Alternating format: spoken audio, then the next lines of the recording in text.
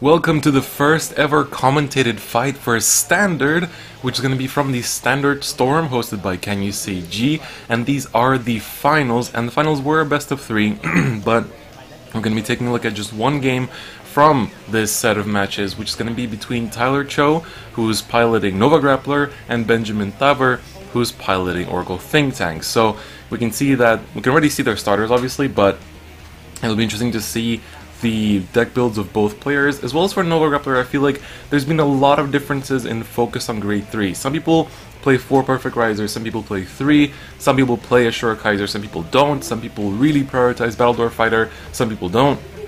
So it'll be interesting to see in that regard what kind of deck build it's going to be. Whereas for Oracle Think Tank, the biggest question I have is whether we're going to be seeing Silent Tom or not, because over time we have seen that Silent Tom has been sort of falling out of preference for people, and so it's going to be interesting to see what the players have chosen to play. So we can see they're both mulliganing, I think 1 card each, or at least Benjamin has mulliganed his 1 card, I believe.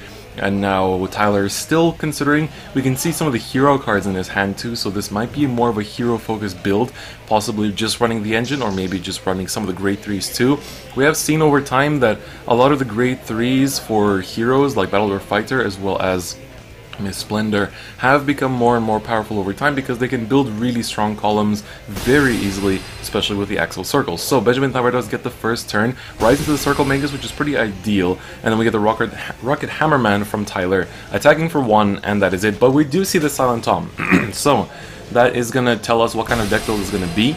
He rides into the Promised Daughter, gets off the Circle Magus skill to count plus 1 and add himself another card to hand, attacks, he lets it through, gets another Circle Magus, and then a Burst Riser to the damage. We can see that he drew into the Battledore Fighter, he rides the High Power Riser, and he calls out the Riser Custom, and so, or rather the Battle Riser, not the Riser Custom.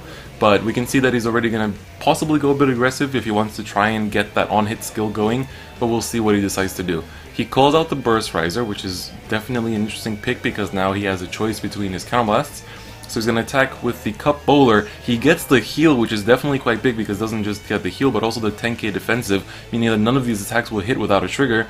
So he's not letting it slide just yet. Currently it's 1 to pass, he does a no pass because he does not want that on-hit skill to go off, and he does get the draw, which means that he would have actually gotten it if he would have let that slide. So he still gets 1 damage out with the Burst Risers, so I think overall that commitment was definitely worth it.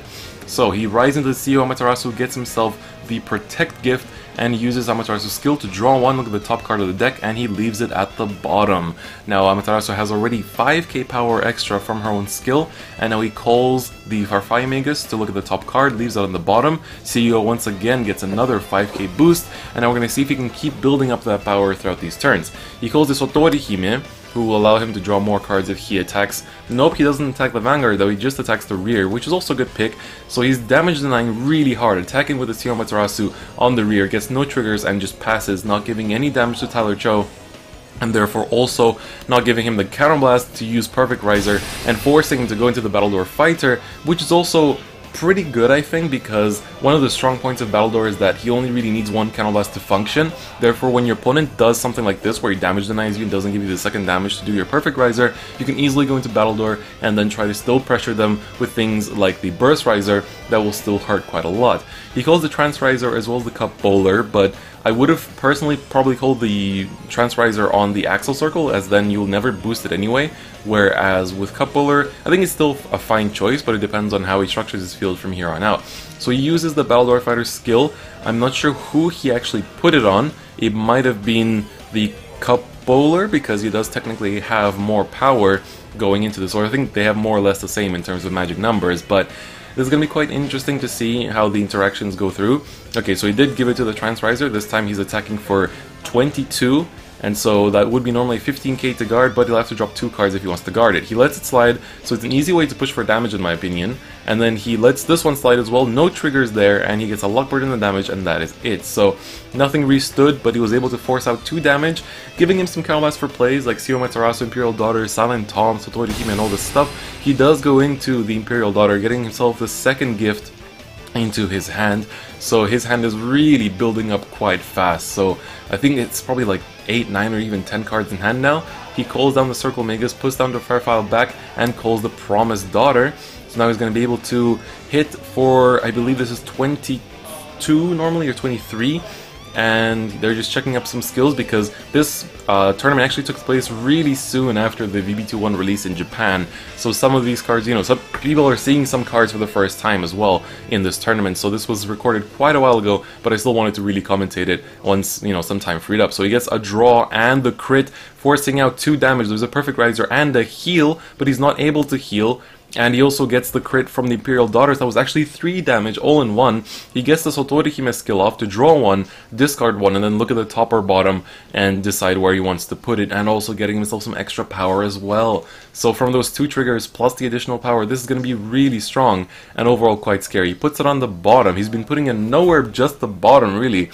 So it's definitely a really good skill and makes the card very threatening. So Tyler takes the 5th damage and puts himself on this sort of risky boundary, but he's able to do a lot of plays now with that Counterblast, especially because, you know, it is Nova Grappler. So I think he could safely ride into the Perfect Riser, which he does, and then he gets himself another Axle Circle, now having 4 front row rearguard circles, and able to really dish out a lot of attacks. And, you know, Benjamin being on 4 damage is definitely quite scary because for him, even though his hand is very, very healthy, it's gonna take out a lot of it, I think, from this turn. So he calls the Battle Door and the Burst Riser to the Axle Circles, and he still has more attackers to call. He calls down the hero combo of Rocket Hammerman and Cup Bowler, and we're going to see how he decides to proceed from here on out. So he doesn't need to call any other boosters because obviously Trans Riser prefers to not be boosted to get that plus 10k out, and so now it's going to come down to how he's going to proceed throughout this turn.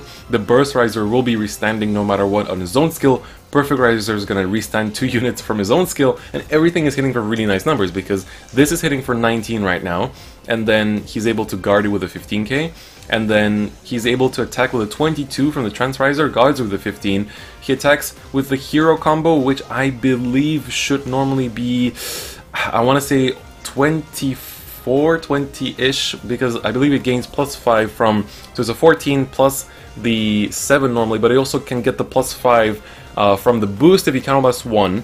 So this would normally be, if I'm not mistaken, 27. He does take, I guess, the defensive trigger, the crit, which he does give to the Vanguard, putting up his defenses, which is really going to hurt Tyler's strategy here, but it's still not over because even then, he's able to restand both the Trans Riser and the Battle Door Fighter to still hit over that defensive trigger. So now he's attacking for 22, and he's still able to go over it. He attacks with Perfect Riser on the rear guard, which is a really smart move because Perfect Riser's skill to counterblast 2 and restand 2 units can be activated no matter what unit you attack, and also his on-hit skill, it doesn't matter what you hit, even if you hit the rear guard, you're able to get that counter charge off, so it's really, really nice. So he's going to stand the Battle Door, and I think now the best pick is the Trans Riser because otherwise he can always restand the Burst Riser from his own skill, and so if he chooses to do that, which I think is definitely a safe choice in my opinion, but we'll see if he does because Counterblast is quite limited, and so he needs to be very careful how he does it. He does let it pass though, but we can see he gets the heal, which is quite important because now he doesn't just get the heal, he also gets the counter charge from the skill of Perfect Riser, and he puts the power on the Trans Riser, so slowly building up that power, gets another heal, is not able to go down to 3 damage as his opponent is on 5, but that's still a pretty strong thing because he does get another 20k shield in his hand. So he does get the counter charge and gives the extra 5k from the Perfect Riser skill on the Battle Door Fighter. This is going to be attacking for 32 from the trigger. He just guards with the Protect gift, finally dropping the first one, drops the Silent Tom as the target, and then attacks with the Battle Door, and the other Protect goes down as well. So we can see that his hand shrunk insanely. It went from like 10 plus cards in hand, to about 4 at the start of that turn, and that was quite freaky. So he goes into yet another Imperial Daughter, getting himself another Protect gift, so slowly amassing those Perfect Guards, as you know, he did lose 2 of them just now, and he does put the card in the Soul. We can see that he already has 2 Grade 3s in the Soul at the very least. If he decides to call the Victorious Deer, that might just be game because he leaves the card at the top of the deck, and this might just be very scary. He's still checking up on it, he's not sure whether it should be at the top or the bottom. I think if he still chooses to draw something, he could have left at the top even if it wasn't that useful, but he's gonna place the Deer, Soul Blasting 2 Grade 3s and having to discard 1 card. Let's see what he decides to discard in this case. He does drop the Protect gift, so paying the cost for the Victorious Deer, looking at the top 7 cards, and then decides to find 2 crits. He finds the 2 crits. He has to shuffle the rest of the 5 cards. I did say decides to, but, you know, technically he has to. But he does get the 2 crits at the top of the deck. This might just be game, because even with the 2 heals in hand, this is going to be really difficult to guard, because he already has the extra crit on the Imperial Daughter from her own skill. He Soul Blast for the Imperial Daughter skill to give another plus 6k to the Victorious Deer, building up insane amounts of power on this field, having the 2 crits certain on top of the deck, having the base crit from Imperial Daughter's skill, having the extra plus 15k buff on top of that. Now Tyler has to calculate with those 2 crits coming out in condition. Oh my god, he can't guard them. He has to take everything. He gets the draw, banks for a heal, he does not get it, and that is game. So, very well played by both players. Very interesting match overall. We saw a very strong turn by Tyler, but a very sweet finish by Benjamin. So, that's going to be it for me today. Do make sure to hit the bell button, as well as check out the social medias in the description, and join the Discord channel if you haven't already. But on that note, I'll see you guys next time. Bye bye.